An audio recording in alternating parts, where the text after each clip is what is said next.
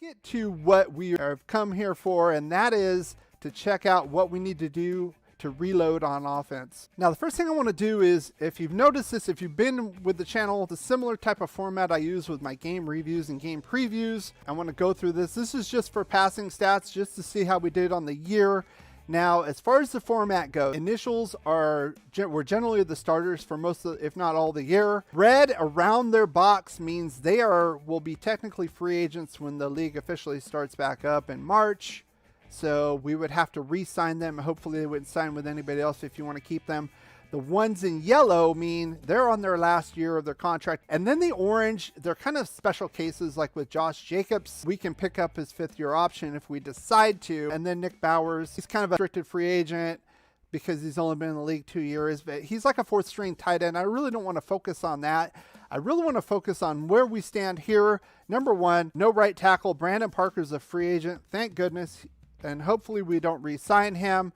And then these two positions right here, you can see we have 1 year left, so we're going to have to extend Hunter Renfrow and Derek Carr if we want to keep him. Now, we'll get to that in a second, but the first position I really want to talk about here is the right tackle position. I think this is obviously the most important out of all of them because technically only have one tackle on the active roster. I'm not going to count reserve and future contracts.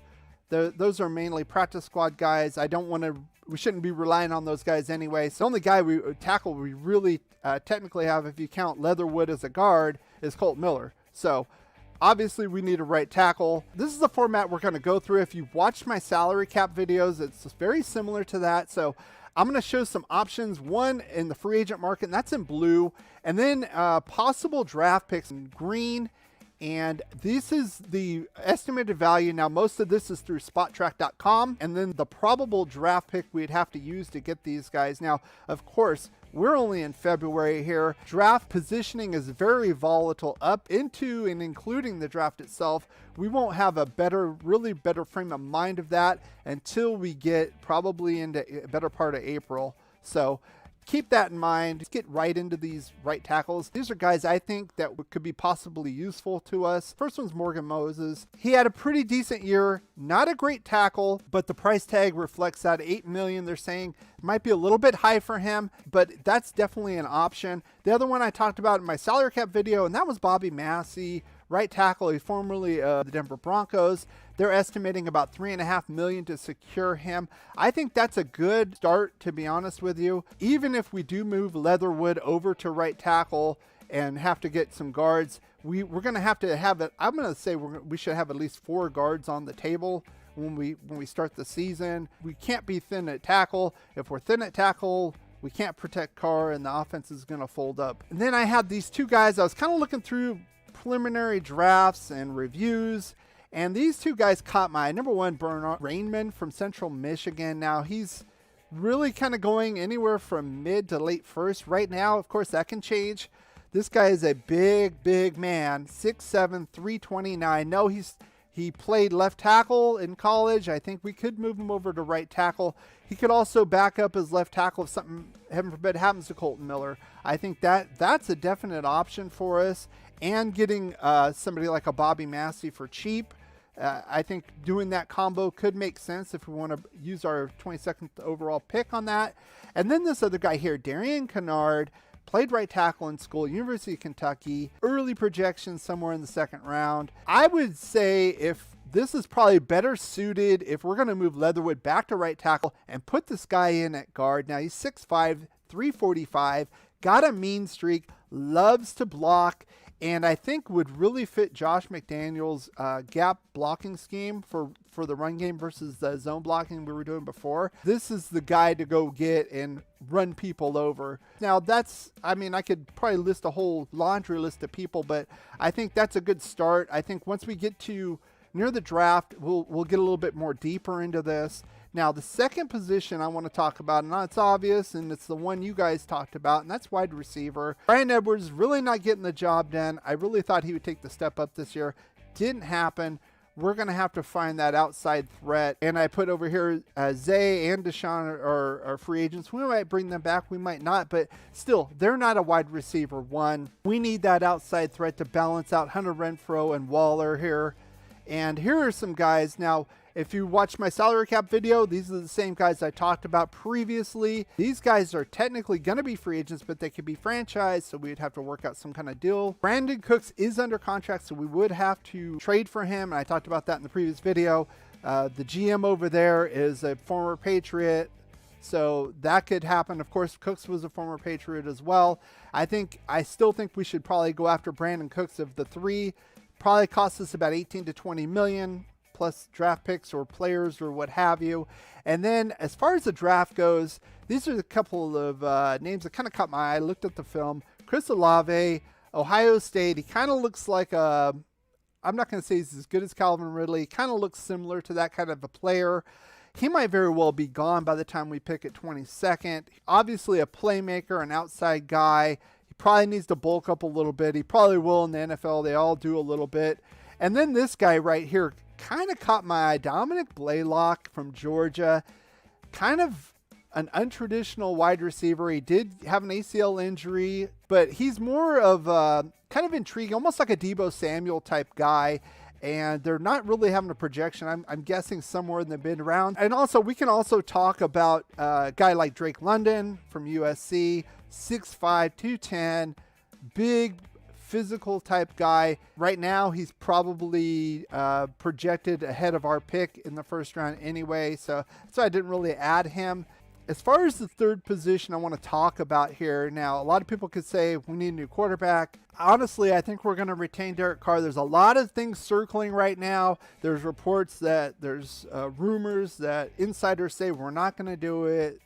But I'm going to refer to an interview I saw with Dan Patrick and our new coach, Josh McDaniels. Now, he was asking him, now look at this face. Now, he was specifically asking him, did you guys go after Derek Carr in a trade last offseason? And he had this very wry grin about him. And he said, I don't know what you're talking about, McDaniels was saying. And it was like, yeah, that's the answer you're supposed to give. Good answer. So, obviously, they had interest in Derek Carr last year, which tells me that's probably one of the reasons why he came to this franchise. He didn't want to go to a 3 or 4 win team, a crappy team. We won 10 games last year. It shows me that they were interested in Derek Carr last offseason, and that's probably why he came here, and he could probably do a few tweaks and get us into contention. That makes total sense. So I really think we're going to be extending Derek Carr, probably going to get like a 3 or 4 year deal. I'm going to guess 25 to 30 million. We'll see. It depends on the salary cap has not been finalized yet by the league. So it's going to be a percentage based on that. So again, I think Derek Carr is going to be here to stay at least for the immediate future. So I would say if that's the case, I do not want to draft a rookie quarterback at this time. I think we should shoot more for the present than the future if Carr is going to be in our future. So the third position I really want to look at is running back. And here's why. Josh Jacobs, and I've said it before, he's a good running back. I think when healthy, he's the top 10, maybe even a top 5 type of guy. His ability to juke and make the moves is unbelievable when he's healthy. But he is not healthy all the time. I don't think he can make it a full 17-game season. And these guys below him, I'm not impressed. I'm not impressed with their inside the tackle, between the tackle running ability. They can catch the ball. They're quick.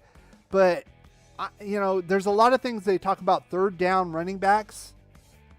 I want to look for a third quarter running back. I want to look for a guy who can spell Jacobs in the third quarter and pound the hell out of the ball and take over a game, burn some clock. If we're up by a score in the middle of the fourth quarter and Josh Jacobs has a fill-in-the-blank injury, rib injury, arm injury, whatever, you can plug this guy in, get a 3rd down and 2 and keep the drive alive. That's what we need. We don't have that behind him. So here's some guys I think could fit the bill. And of course, might be a little laughing here, but here's Melvin Gordon. I know he's getting near 30 years old. He had a pretty good season playing in committee with Javonte Williams in Denver. I like him. The price is pretty good, in my opinion. Maybe we can renegotiate Drake's contract. Right now, it's at $8 million.